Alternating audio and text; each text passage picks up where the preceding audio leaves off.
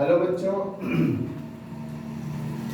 Last time में हम लोगों ने फिजिक्स में बताया था कि प्रतिबिंब क्या होता है और प्रतिबिंब कैसे बनता है। ये सब चीज़ें हमने आपको लास्ट टाइम में बताया था समतल दर्पण के सापेक्ष।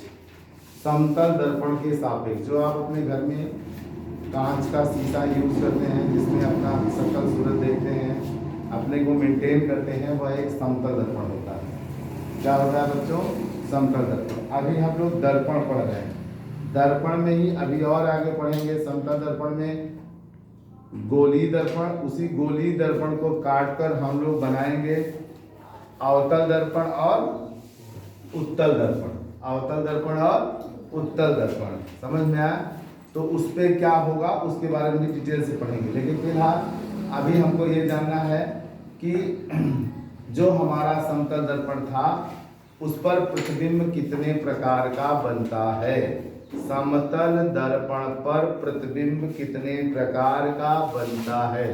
समतल दर्पण पे प्रतिबिंब दो प्रकार का बनता है। एक होता है वास्तविक प्रतिबिंब और दूसरा होता है आभासी प्रतिबिंब। दूसरा होता है आभासी प्रतिबिंब। वास्तविक प्रतिबिंब को अंग्रेजी में रियल इमेज कहते हैं, जबकि आभासी प्रतिबिंब को वर्चुअल इमेज के नाम से भी जाना जाता है। पक्का समझ में आया? अब आता है वास्तविक प्रतिबिंब क्या है।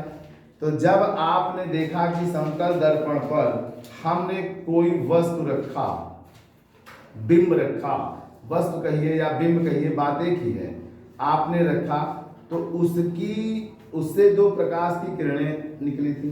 दो प्रकाश की किरणें, मैंने कल फिगर बनाया था रेड कलर में। दो प्रकाश की किरणें जहां जाकर एक दूसरे को आपस से में काटे, जहां जाकर दर्पण से टकराने के बाद जब वो लौटे, जहां पे जाके एक दूसरे को काटे, अपने आप काटे, हमें काटने की जरूरत ना पड़े, तो वहीं पर प्रतिबिंब बनेगा। जहां काटेगी दो किरणें वहीं पर प्रतिबिंब बनेगा, और जो प्रतिबिंब वहां पे बनेगा वो वास्तविक प्रतिबिंब कहलाएगा। क्या कहलाएगा? वास्तविक प्रतिबिंब। देखिए मैंने दिखाया है, यदि दर्पण से टकराकर किरणें जहां भी अपने से मिले, अपने आप से मिले, अपने आप से लिख लीजिए, अपने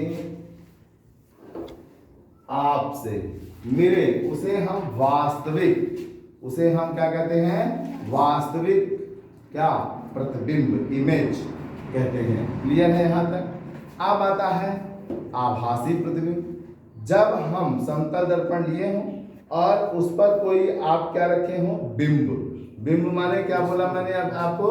वस्तु या ऑब्जेक्ट। तो उससे निकलने वाली प्रकाश की किरणें जब टकरा करके वापस लौटे और आपस में कहीं न मिल रही हो, आपस में वो कहीं न मिल रही हो, तो हम उन किरणों को जबरदस्ती मतलब अपने आप कहीं से डार्क स्ट्रक्चर में ले जा करके मिलाएं, तो ऐसे प्रतिबिंब जहां दो किरणें फिर मिलेंगी तो वह प्रतिबिंब क्या कहलाएगा? आभासी प्रतिबिंब कहलाएगा। क्या कहलाएगा? आभासी प्रतिबिंब। देखिए यहाँ पे लिखा है, यदि दर्पण से टकराकर किरणें आपस में अपने आप ना मिले बल्कि हम उसे मिलाएं जबरदस्ती या ना जानबूझकर मिलाएं, तो इस प्रकार से बना प्रतिबिंब क्या कहलाता है? आभासी प्रतिबिंब कहलाता है। अब कह रहा है कि यदि कोई दर्पण है और जहां आप अभिलंब डालते हैं, दर्पण में ना आपतित किरण थी, परावर्तित किरण थी, आपतित और परावर्तित, आपतित जहां के टकरा के परावर्तित होती थी वहीं पर आप अभिलंब डालते थे। यदि अभिलंब के सापेक्ष हम एक सीधी प्रकाश की किरण भेजें तो बताइए प्रतिबिंब कहां बनेगा? किरण जैसे आएगा वैसे ही क्या हो जाएगा? चला जाएगा। सीधी रेखा, जैसे आप एक शीशा ले लीजिए, अब मेरे पास शीशा नहीं, मैं आपको दिखाता कि ये किरण है, मान लीजिए सूर्य है, अगर मैं शीशा ऐसे कर दूंगा, थोड़ा तिरछा कर दूंगा, ये लाइट ऐसे आएगी, टकराएगी, इधर चली जाएगी। ऐसा होगा नहीं होगा? कल आप लोग एक छोटा शीशा अपने घर पे होगा तो लेते आइएगा। हम भूल जाते हैं बहुत सारी चीजें, क्योंकि हमें यहाँ से कई जगह निकलना होता है, आप जानते ही। तो जब आपके पास ये किरण आएगी, टकराएगी, जबकि ये कैसी किरण है? स्कैटर्ड रेज है, ये फैल जाती है रूम में, लेकिन ट्राई करेंगे नहीं तो बाहर सूर्य की किरणें देखेंगे, तो ये किरणें आके टकराती हैं ऐसे, तो यहाँ से ऐसे रिफ्लेक्ट हो जाएंगी। समझ में आया? समझ में आया। लेकिन अगर सूर्य की किरणें मैं ऐसे कर दूंगा तो ऐसे पड़ेंगे, इधर रिफ्लेक्ट हो जाएंगे, ऐसे ही होगा। लेकिन सूर्य बीचों बीच आ जाए और शीशा मैं ऐसे सीधा कर दूं तो जैसे किरण आएगी वैसे ही क्या हो जाएगी, वापस भी चली जाएगी। और वहां पर कोण क्या बनेगा, शून्य। कोण कुछ होगा, शून्य होगा। वो मैंने यहाँ पे बताया कि यदि कोई किरण समतल दर्पण पर अभिलंब के समान अर्थात सीधी रेखा पर आकर दर्पण से पे आकर मिले, ठीक ऐसे सीधी रेखा में दर्पण पर मिले तो बाह्य कोण, तो वहां कोण क्या होता है, शून्य हो जाता है। समझ में मेरी बात आ रही है, नहीं आ रही है? आ रही है? सच बोलना, हाँ नहीं, एक साल न लगाया करो हाँ बोलने में, थोड़ा सा रिस्पांस, हाँ तो हाँ, ना तो ना, बात खत्म। ठीक ऐसे बोला था जैसे का कभी ससुराली बैठा तार सरुआई नावल वाली में मुस्किया बोल रहा या फिर शांत रह, थोड़ा रिस्पांस देते रहा करो, समझ में भी आता है कि हाँ आप लोग पढ़ भी रहे या नहीं पढ़ रहे। फिर क्या कह रहा है, प्रकाश किरण जिस रास्ते से आ रही है उसी से क्या हो जाती है, यहाँ पे वापस हो जाती है। ये बात तो मैंने बता ही दिया ना। तो ऐसी स्थिति में प्रतिबिंब क्या होगा, तो कह रहा है ऐसी स्थिति में प्रतिबिंब क्या होता है, आभासी होता है और सीधा। आभासी माने हम जबरदस्ती मिलाना पड़ेगा अपने से, क्योंकि वो जैसे आया वैसे ही क्या हो गई, चला गया। तो हमें मिलाना पड़ेगा, तो इसे हम आभासी कहेंगे और प्रतिबिंब हमेशा सीधा होगा। बिंब का आकार प्रतिबिंब के आकार के बराबर, ऑब्जेक्ट जितना बड़ा होगा उतना बड़ा इमेज भी बनेगा। समझ में आया? ठीक। कह रहा है जितना दर्पण से बिंब की दूरी होगी, दर्पण से बिंब माने ऑब्जेक्ट की दूरी को हम किससे प्रदर्शित करते हैं, u से होगी, उतना ही प्रतिबिंब से दर्पण की दूरी v होगी। समझ में आया? अर्थात u किसके बराबर हो जाएगा, v के।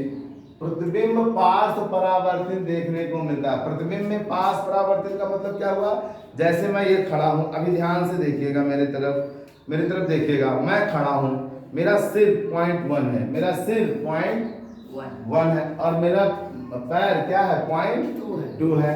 मेरे हाथ में, एक हाथ में देखिए रेड मार्कर है ब्लू और एक में ब्लैक ना, तो रेड मार्कर मेरा क्या है, राइट है, रेड राइट, याद रखिए रेड राइट है और इधर ब्लैक लेफ्ट है ना, ब्लैक क्या है, लेफ्ट है। समझ में आ रहा नहीं आ रहा?